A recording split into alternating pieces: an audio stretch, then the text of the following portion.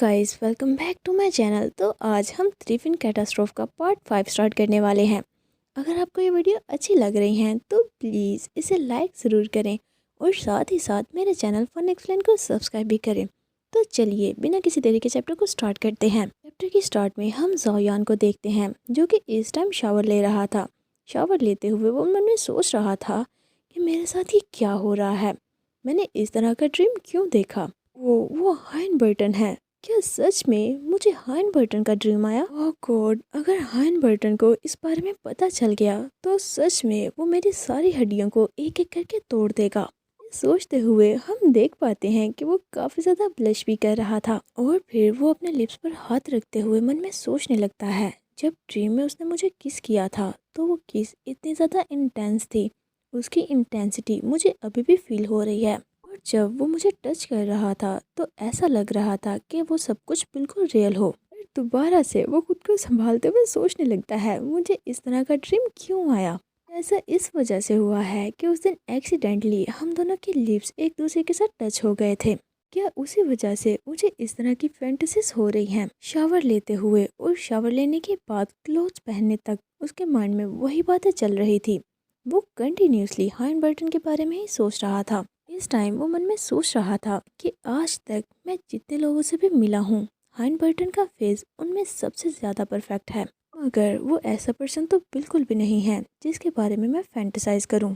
सच में मैं किसी ऐसी जगह जाना चाहता हूं जहां ना तो ज़ोंबीज हों और ना ही हाइन बर्टन। वो भी बैठा ये सब कुछ सोच ही रहा था कि इतने में मार्क्स आकर उसे बुलाता है। मार्क बड़ी सी स्माइल करते हुए उसे गुड मॉर्निंग विश करता है, जिसकी वॉइस को सुनकर ज़ायान थोड़ा चौंकते हुए उसकी तरफ अपने फेस को टर्न करता है और हाँफती हुई वॉइस में गुड गुड मॉर्निंग बोलता है। हम देखते हैं कि इस टाइम मार्क काफ़ी ज़्यादा खुश था।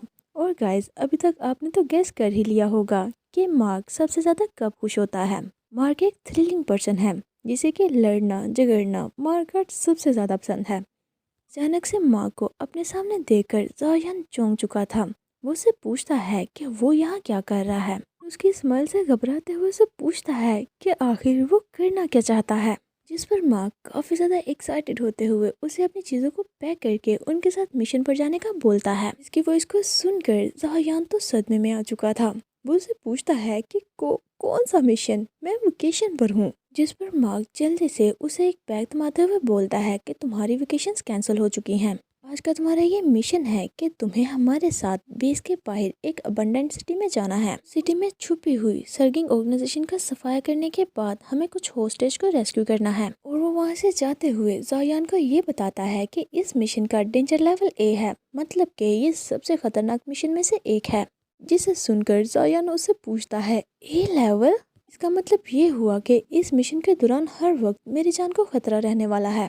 वो बेचारा तो ये सारी बातें सुनकर बहुत ज़्यादा सदमे में आ चुका था। उसे तो बिलीव ही नहीं हो रहा था कि अभी अभी उसने ये क्या सुना है। वो घबराते हुए बोलता है, नहीं, क्या सच में? इतने में मार्क अपने फेस को उसकी तरफ टर्न करके बड़ी सी स्माइल के साथ उसे बताता है, तुमने बैग पकड़ रखा है, इसमें बॉम्ब है। जिसकी ये बात सुनकर तो ज़ायान बेचारा चिल्लाने लगता है और चिल्लाते हुए जल्दी से उस बैग को कवर करता है कि कहीं वो बॉम्ब यहीं पर ही ना फट जाए। इसके बाद हम एयरक्राफ्ट का सीन देखते हैं। एयरक्राफ्ट के अंदर माया और चैन एक साथ बैठे हुए थे। माया उसे बोलता है, आजकल बॉस मुझे बहुत ज़्यादा डांट रहे हैं। कैसा इस वजह से है कि मेरे लॉन्ग हेयर बहुत ज़्यादा ब्यूटीफुल हैं। उसे ये लग रहा था कि उसके लॉन्ग हेयर की वजह से बॉस उसे जेलस हो रहे हैं। उसे अपने लॉन्ग हेयर बहुत ज़्यादा पसंद थे। उसे लगता था कि जितने ज़्यादा उसे पसंद हैं दूसरों को भी उतने ही अच्छे लगते होंगे। वो ये सारी बात साय करते हुए सीरियस वे में चैन से बोल रहा था। चैन माया को रिप्लाई करती है कि शायद तुम्हारे लॉन्ग हेयर्स की वजह से ऐसा बिल्कुल भी नहीं है। इतने में मार्क और ज़ायान भी वहाँ आ जाते हैं। मार्क उन दोनों को हाय बोलता है। हम देखते हैं कि माया का पूरा ध्यान उन दोनों की तरफ ही था। वो चैन की ये बात सुनता ही नहीं। ज़ायान चैन से पूछता है, क्या तुम भी हमारे साथ मिशन में जाने वाली हो? जिस पर चैन उसे यस बोलती है। इतने में उसकी नज़र माया पर पड़ती है, जो अभी भी उससे काफ़ी ज़्यादा फ्लर्ट कर रहा था। ज़ायान को देखकर तो उसकी आंखें चमकने लगी थी। वो ज़ायान की तरफ विंग करते हुए उससे पूछता है, डार्लिंग, क्या तुमने मुझे मिस किया? मगर ज़ायान तो उसके ऐसे रिएक्शन को देखकर काफ़ी ज़्यादा इरिटेट फील करने लगता है और मुंह बना रहा था, जैसा कि वो ये कहाँ फंस चुका है।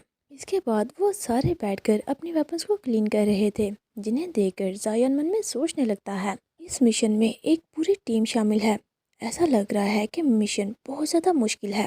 تے میں کرنل برٹن بھی وہاں آ جاتے ہیں، وہ اچانک سے آئے تھے جن کی پریزنس زایان فیل نہیں کر پاتا۔ جب زایان کرنل برٹن کو اپنے ساتھ کھڑا دیکھتا ہے تو وہ تھوڑا چونک جاتا ہے۔ کرنل برٹن کو دیکھ کر وہ اپنے اسی ٹیم کے بارے میں سوچنے لگتا ہے جہاں پر کرنل برٹن نے اسے کس کیا تھا، یہ یاد کرتے ہوئے کافی زیادہ بلش کرنے لگتا ہے۔ اتنے میں کرنل برٹن بھی سائیڈ آئی سے اس کی طرف دیکھتے ہیں، وہ زایان کی طرف ہی دیکھ رہے تھے، مگر زایان تو آئی کنٹیکٹ کو اوائڈ کرتے ہوئے من میں سوچے جا رہا تھا اگر کرنل برٹن کو اس ڈریم کے بارے میں پتہ چل گیا تو میرا کیا ہوگا، میں یقیناً مرنے والا ہوں اور وہ ڈیتھ بالکل بھی نارمل ڈیتھ نہیں ہوگی۔ اس کے بعد کرنل برٹن ان سبھی کو وہاں سے چلنے کا آرڈر کرتے ہیں، وہ سبھی کرنل کو فالو کرتے ہوئے ان کے پیچھے پیچھے جا رہے تھے۔ مارک چلتے ہوئے زایان کی طرف پوائنٹ کر کے پوچھتا ہے، ہے باس، کیا یہ پرسن بھی ہمارے ساتھ ایئر کرافٹ میں آنے والا ہے؟ مارک کا یہ کویشچن سن کر زایان من ہی من پرے کرتے ہوئے سوچنے لگتا ہے، پلیز مجھے وہاں لے جانے پر مجبور مت کرو۔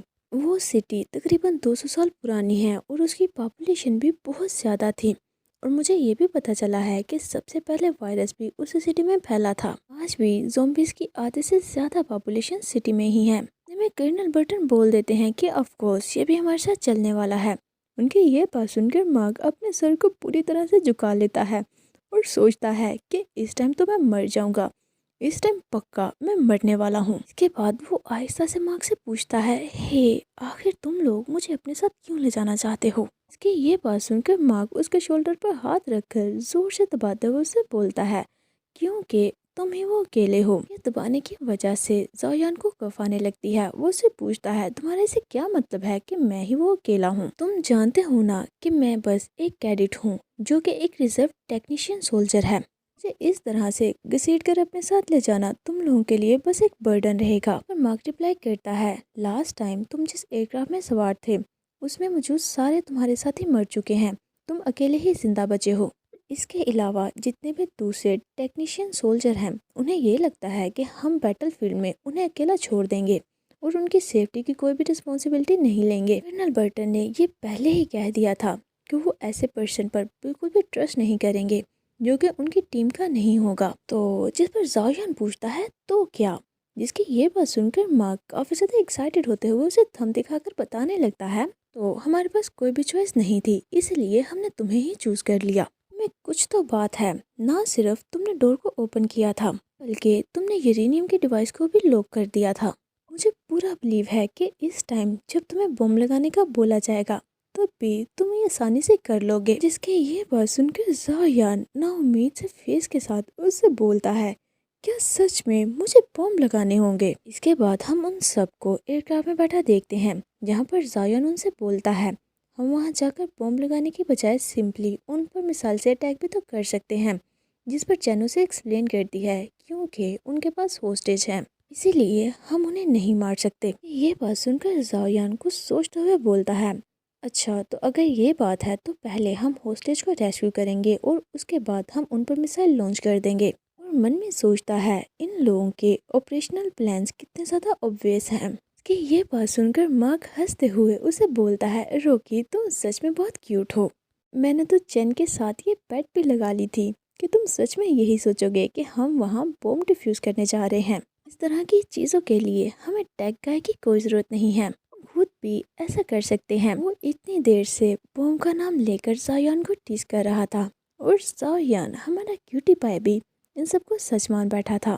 اور کہ یہ بات سن کر زایان تھوڑا کنفیوز ہو جاتا ہے، جس پر چین مارک سے پوچھتی ہے، تو تم کیا چاہتے ہو کہ میں کیا کروں؟ چین بیٹ ہار چکی تھی۔ اس کے بعد ہمیں بتایا جاتا ہے کہ ٹیٹل آرگنائزیشن نے 2000 سال پرانے اکوپمنٹس کو یوز کر کے ایک انڈر گراؤنڈ چھوٹا سا بیس بنا رکھا ہے۔ ایریا میں انہوں نے تمام وائرلیس سگنلز کو بلاک کر رکھا ہے، وہ بس انٹرنیٹ نیٹ ورک کا یوز کرتے ہیں۔ ہمارے زیادہ تر ٹیگ گائے ٹرمینل کو یوز کر کے ڈیٹا کو ہینڈل کرتے ہیں۔ اس کے علاوہ ہم کسی ایسے پرسن کو نہیں جانتے تھے جو اتنی پرانی آؤٹ ڈیٹڈ ٹیکنالوجی کے ساتھ اچھے سے ڈیل کر سکتا ہے۔ Last time nuclear power plant میں تمہاری پرفارمنس کو دیکھتے ہوئے کرنل کو یہ بلیو تھا کہ دوسرے ٹیگ گائے کی نسبت تم اس مشن کے لیے زیادہ کیپیبل ہو، जिस पर चैन उसे बोलती है, अब मैं तुम्हें कैसे बताऊं, ऐसा है कि तुम पुरानी चीज़ों के साथ डील करने में काफ़ी अच्छे हो। इस पर जाओयान उसकी बात को काटते हुए से पूछने लगता है, क्या, कौन से कर्नल? किस कर्नल को बिलीव था कि मैं इस मिशन के कैपेबल हूँ? इस पर चैन उसे कर्नल की तरफ पॉइंट करते हुए बताती है कि कर्नल हाइनबर्टन, जिसकी ये बात सुनकर सभी कर्नल की तरफ देखने लगते हैं और चैन भी काफ़ी ज़्यादा चौंक जाता है। उसे तो लगा ही नहीं था कि कर्नल को भी उस पर बिलीव होगा। उसके ऐसे रिएक्शन को देखकर चैन स्माइल करते हुए उससे पूछती है, क्या तुम्हें ये लगा था कि कर्नल बर्टन तुम्हें लाइक नहीं करते? जिस पर ज़ोयान साय करते हुए उससे बोलता है, क्या मुझे ये बताने की ज़रूरत भी है? मतलब कि कर्नल का रिएक्शन देखकर ही ये साफ पता लगता है कि वो मुझे डिसलाइक करते हैं। इतने में हम देखते हैं कि एयरक्राफ्ट ओशन के ऊपर से गुजरता है। ज़ोयान की नज़र विंडो से बाहर पड़ती है। वो ओशन को देखकर काफ़ी ज़्यादा एक्साइटेड हो चुका था। वो एक्साइटेड होते हुए पूछता है, क्या ये ओशन है?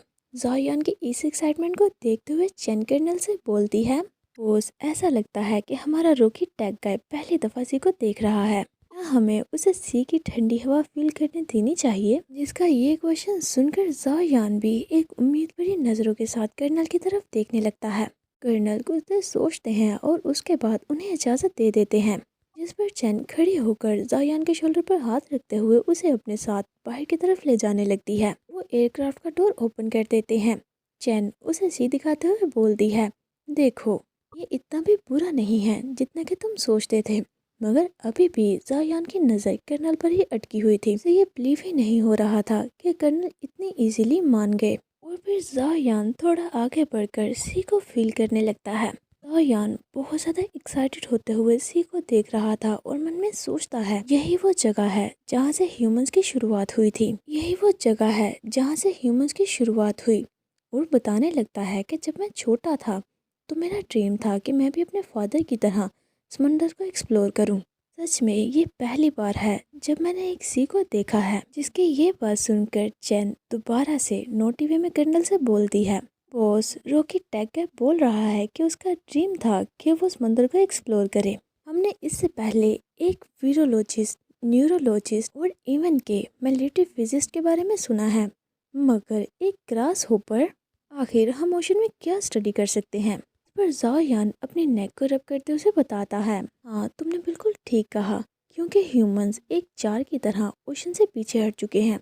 इसीलिए उन्हें ये पता ही नहीं कि ओशन को भी स्टडी किया जा सकता है। इसकी ये बात सुनकर चैन कोई भी रिप्लाई नहीं दे पाती और फिर वो कुछ सोचते हुए दोबारा से कर्नल को बोलती है, बॉस, क्या हम समुद्र के पानी को टच कर सकते हैं? जिस पर कर्नल एक नज़र ज़ोयान की तरफ देखता है और फिर बोलता है कि तुम लोगों के पास सिर्फ 30 सेकंड्स हैं। बल्कि ये बात सुनकर ज़ोयान काफ़ी ज़्यादा चौंक जाता है और वो सोचता है, ये रूथलेस हाइनबर्टन क्या सच में एक मिशन के दौरान मुझे ऐसा करने की इजाज़त दे रहा है? इसके बाद हम देखते हैं कि वो एयरक्राफ्ट को ओशन के क्लोज ले जाते हैं। ज़ोयान ओशन को इतना पास से देखकर काफ़ी ज़्यादा एक्साइटेड था। आज उसका सबसे बड़ा ड्रीम पूरा होने वाला था। वो वाटर को टच करते हुए मन में सोचता है, तो सी वाटर का टेम्परेचर और इसकी फोर्स ऐसी होती है, ये कम्प्लीटली नॉर्मल टेम्परेचर से मुख्तलिफ है।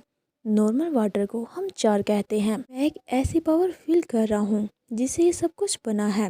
मैं कुछ तो फील कर रहा हूँ। इस दुनिया में कोई भी ऐसी चीज़ नहीं है जो कि ओशन को रोक सके। वो एयरक्राफ्ट के डोर में लेट कर पानी को टच कर रहा था। वो ऐसा करते हुए काफ़ी ज़्यादा खुश था। कर्नल बर्टन भी अपनी साइड आई से उसी की तरफ ही देख रहे थे। ट्रक को टच करने के बाद दोबारा से वो एयरक्राफ्ट में बैठकर अपने मिशन की तरफ जाने लगते हैं। मार्क ज़ोयान से बोलता है, हे, तुम बहुत इंटरेस्टिंग हो। दूसरे टैग गाय तो वायरस पर स्टडी करने के लिए पागल होते हैं, मगर तुम तो ओशन से बहुत ही ज़्यादा प्यार करते हो। तो बताओ, वहाँ पर पानी के अलावा क्या है? जिस पर ज़ोयान उसे रिप्लाई करता है कि वायरस के अलावा सबसे ज़्यादा अनप्रिडिक्टेबल चीज़ें सिर्फ ओशन में ही पाई जाती हैं।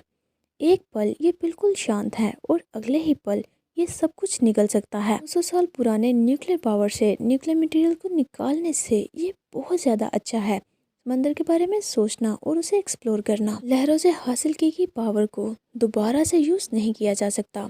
ये इतनी छोटी नहीं है जितना हम समझते हैं। इस पर मार्गो से बोलता है, हे रॉकी, ऐसा लगता है कि तुम एक अच्छे पर्सन हो। मिशन के दौरान हमें अच्छे से फॉलो करना। फिर वो चैन से पूछता है, क्या इसके सामान में खुद को प्रोटेक्ट करने के लिए कोई गन है? की ये बात सुनकर चैन उसके पास पड़े बैग से एक गन निकालते हुए उसे बताने लगती है कि ऑफ कोर्स ये वेपन स्पेशली टैग गाय के लिए डिजाइन की गई है, जो कि कॉम्बैट में इतना ज्यादा अच्छे नहीं होते। ये खुद ही अपना टारगेट डिसाइड करती है और साथ ही उस टारगेट को लॉक भी कर सकती है, जिस पर मार्क स्माइल करते हुए उससे बोलता है, हे ध्यान से, अगर ये बुलेट हम में से किसी को भी लगी तो फिर देखना। ऐसे हम मर तो नहीं सकते, मगर फिर भी इसे पेन तो होगी। माँ की ये बात सुनकर वहाँ मौजूद सभी हंसने लगते हैं। इतने में कर्नल उन्हें बताते हैं कि हम पहुँच चुके हैं। इसके बाद हमें सिटी दिखाई जाती है, जहाँ पर हर चीज़ बुरी तरह से टूटी हुई थी, हर तरफ तबाही फैली हुई थी। और इसी सीन के साथ आज का हमारा ये चैप्टर यहीं पर एंड होता है। अगर आपको ये वीडियो अच्छी लगी है और आपने इसे यहाँ तक देखा है तो प्लीज़ इसे लाइक कर दें और मेरे चैनल फन एक्सप्लेन को सब्सक्राइब भी कर दें। तो चलिए मिलते हैं आपसे नेक्स्ट वीडियो में। Until next video, take care and bye bye.